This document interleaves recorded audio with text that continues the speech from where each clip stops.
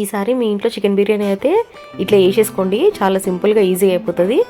ముందుగానైతే 1 KG chicken అయితే మంచిగా కడుక్కొని సరిపడా కారం వేసేసుకోవాలి. ఇంకా నేనైతే ఎప్పుడు బిర్యానీ చేసినా కానీ ఇంకా అప్పటికప్పుడు మసాలాలు అయితే నూరుకుంటా అండి. ధనియాల పొడి, గరం మసాలా, అల్లం వెల్లుల్లి పేస్ట్, ఇంకా ధనియాల పొడి కూడా వేసేసుకోవాలి, అల్లం వెల్లుల్లి పేస్ట్, గరం మసాలా,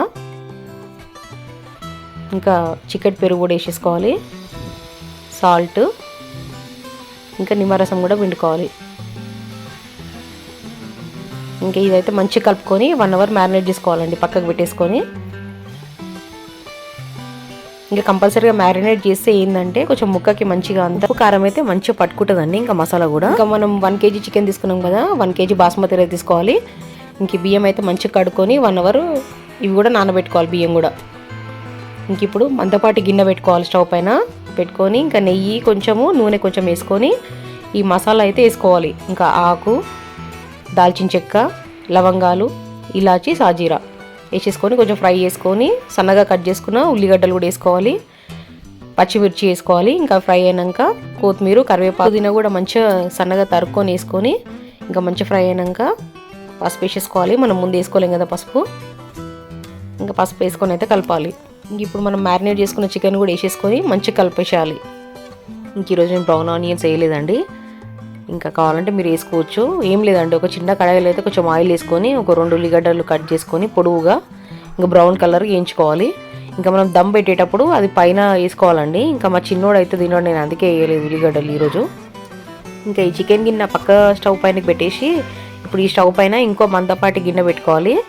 ఇంకా దాంట్లో కూడా ఆయిల్, నెయ్యి 2 కొంచెం కొంచెం వేసుకొని ఇంకా మసాలా అయితే వేసుకోవాలి. ఆకు, దాల్చిన చెక్క, 2 లవంగాలు, ఒక 4-5 ఇలాచీలు, సాజీరా వేసుకొని కొన్ని పచ్చిమిరపకాయలు వేసుకోవాలి. ఇంకా ఆనియన్స్ అయితే వేయట్లేదు నేను. ఇంకా కలుపుకొని అల్లం వెల్లుల్లి పేస్ట్ వేసుకోవాలి. కొంచెం ఫ్రై అయినాక ఇంకా వాటర్ 1కి 3 నీళ్ళు అయితే పోసుకొని ఇంకా సాల్ట్, గరం మసాలా, ఇంకా కొత్తిమీర, కరివేపాకు, పుదీనా అన్నీ వేసుకొని మసాలా పెట్టుకోవాలి నీళ్ళు. ఇంకా మనం నానబెట్టుకున్న బియ్యం ఉన్నాయి కదా, అవే వేసేసుకోవాలి. ఇంక ఈ రైస్ అయితే 80% ఉడికించుకోవాలి మనము. ఇంకా మొత్తం అయితే అన్నంలాగా వండుకోవద్దు. ఇంకా ఈ నీళ్ళు మసలేటప్పుడే నిమ్మకాయ కూడా ఒక 2 చెక్కలు అయితే వేసుకోవచ్చండి, అట్లనే పొట్టుతోని, నేను వేయలేదు. ఇంక ఇదైతే ఒక 80% ఉడికించుకొని ఇంకా చికెన్ ఉంది కదండి, అదైతే కలుపుతూ ఉండాలి మాడకుండా మధ్య మధ్యలో. మనం పక్క స్టవ్ పైన పెట్టాం కదా. ఇంక ఇది 80% ఉడికినాక ఈ రైస్ అయితే తీసి దాంట్లోకి వేసుకోవాలి. ఇంకా సమానంగా అంతా వేసుకొని ఈ డైరెక్ట్ గిన్నె పొయ్యి మీద ఉంటే ఏంటంటే మాడిపోతుందండి, అందుకే పెంక పెట్టుకోవాలి. ఇంకా పెంక పైన గిన్నె పెట్టేసుకొని మూత పెట్టేసుకొని ఇంకా కొంతమంది ఏం చేస్తారైతే గోధుమ పిండి తడుపుకొని చుట్టూ పెడతారండి, ఇంకా స్టీమ్ అనేది బయటికి పోకుండా. ఇంకా నేను అట్లేం పెట్టలేదు, ఒక గిన్నెలో నీళ్ళు నింపుకొని అయితే ఆ గిన్నె మూత పైన పెట్టేసి ఇంకా బరువు అయితే పెట్టేసిన. ఒక 1/2 అవర్ to 40 minutes అయితే పెట్టుకోవాలండి, చిన్నగా పెట్టేసుకొని. ఇంకా చిన్నగా పెట్టుకుంటే ఏంటంటే మాడదు, ఇంకా మంచిగా కూడా. ఇంకా దీనికైతే కాంబినేషన్ మిర్చి కసాలని బాగుంటుందండి, ఇంకా రైతా కూడా బాగుంటుంది. నేనైతే ఇంకా కంపల్సరీ 2 చేస్తాను. నేను ఇంకా కావాలంటే ఆ 2 కూడా నేను చేసి మీకు పెడతాను రెసిపీ ఖచ్చితంగా. ఇంక అందరైతే ట్రై చేయండి, చాలా టేస్టీ ఉంటుందండి ఇది.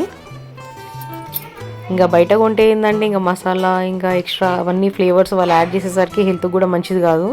ఇదైతే మన ఇంట్లో ఉన్న వాటితోనే అసలు చాలా ఈజీగా ఉంటుంది, ఇంకా టేస్టీ కూడా ఉంటుందండి.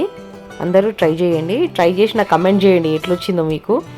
ఇంకా కొంచెం నాకు కూడా సపోర్ట్ చేయండి, అందరూ సబ్స్క్రైబ్ చేసుకోండి నా ఛానల్. ఇంకా మీకు మంచి మంచి వీడియోస్ అయితే పెడతాను.